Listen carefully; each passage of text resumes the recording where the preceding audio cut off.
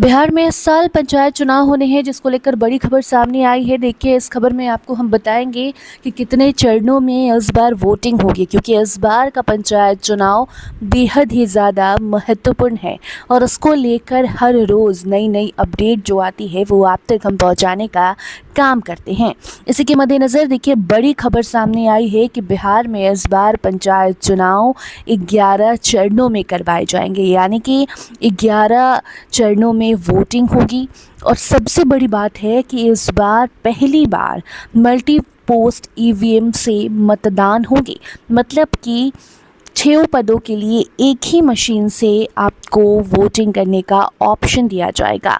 देखिए, बिहार में त्रिस्तरीय पंचायत चुनाव की सुगबुगाहट अब तेज हो गई है। निर्वाचन आयोग ने तैयारी शुरू कर दी है, अधिकारियों को भी ट्रेनिंग दी जा रही है। प्रशिक्षण के माध्यम से बताया जाएगा कि किस तरीके से इस बार का चुनाव खास है, क्या कुछ आपको ध्यान में रखते हुए इस चुनाव को संपन्न कराना है, क्योंकि पहले ही पटना हाई कोर्ट ने ये आदेश दे दिया है कि जिस तरीके से बिहार में विधानसभा चुनाव संपन्न कराए गए, ठीक उसी तर्ज पर बिहार में पंचायत चुनाव भी शांतिपूर्ण तरीके से कराने का आदेश है।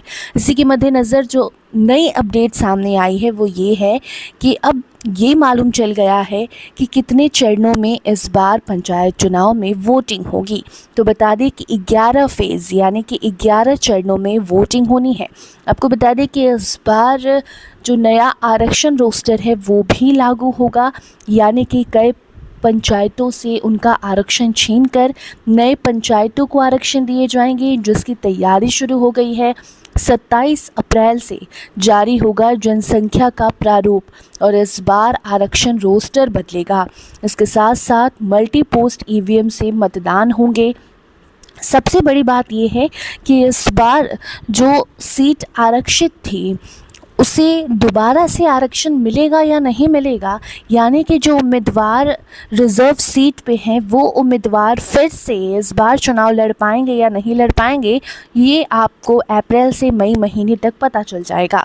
लेकिन ये अब जो नई अपडेट आई है वो ये है कि 11 फेज़ में यानी कि 11 चरणों में इस बार वोटिंग होगी, मल्टी पोस्ट ईवीएम से मतदान होगा और सरकारी स्कूलों में इस बार ईवीएम मशीन्स नहीं रखी जाएंगी, बल्कि इसके लिए अलग से वेयर हाउस की खोजबीन शुरू हो गई है कि अगर बन जाए तो ठीक है। हालांकि समय कम है, तो किसी ऐसे बिल्डिंग की खोज की जा रही है जिससे किसी को कोई नुकसान ना हो, किसी के काम में बाधा ना आए। वेयर हाउस में इस बार ईवीएम रखा जाएगा। आपको बता दें कि 6 पदों के लिए वोट डाले जाएंगे, जिसके लिए मल्टी पोस्ट ईवीएम मशीन का इस्तेमाल किया जाएगा।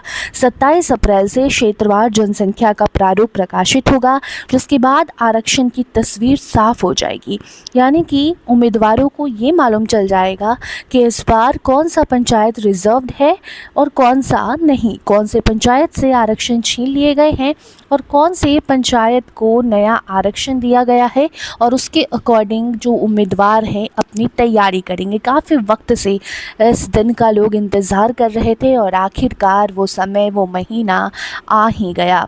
आपको बता दें कि पंचायत आम निर्वाचन में 2011 की जनगणना के आधार पर प्रपत्र 1 में त्रिस्तरीय पंचायत के विभिन्न प्रादेशिक निर्वाचन क्षेत्रों की जनसंख्या प्रकाशित की जाएगी, उसे अंतिम रूप दिया जाएगा, जिसके बाद सरकार की सहमति पर ही निर्वाचन चरणों की अंतिम घोषणा की जाती है। ऐसे में सितंबर से दिसंबर के बीच 11 चरणों में वोटिंग संभव है। नया ईवीएम मशीन हैदराबाद से आने वाला है, जो कि मल्टी पोस्ट ईवीएम होगा, इसका इस्तेमाल होगा। हर चरण का रिजल्ट अलग अलग जारी होगा। इस बार आरक्षण रोस्टर में बदलाव होगा।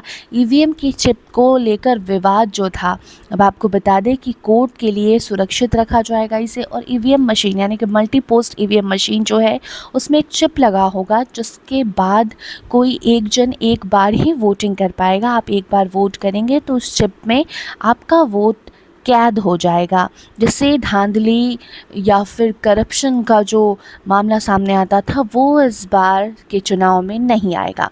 तो कुल मिलाकर अभी के लिए आप ये जानिए कि 11 चरणों में वोटिंग होगी। 27 अप्रैल से जारी होगा जनसंख्या का प्रारूप और उसके बाद आरक्षण रोस्टर जो है वो बदल जाएगा। और सबसे बड़ी बात ये है कि इस बार जो अधिकारी हैं, जो प्रशासन है, उन्हें पहले से ट्रेनिंग दी जा रही है। अप्रैल महीने में ही ट्रेनिंग दी जाएगी क्षेत्र के अकॉर्डिंग, और उसके बाद जो पंचायत चुनाव की तारीख है उसका भी ऐलान कर दिया जाएगा। तो फ़िलहाल इस खबर में इतना ही। देखते रहिए स्टार टीवी बिहार। धन्यवाद।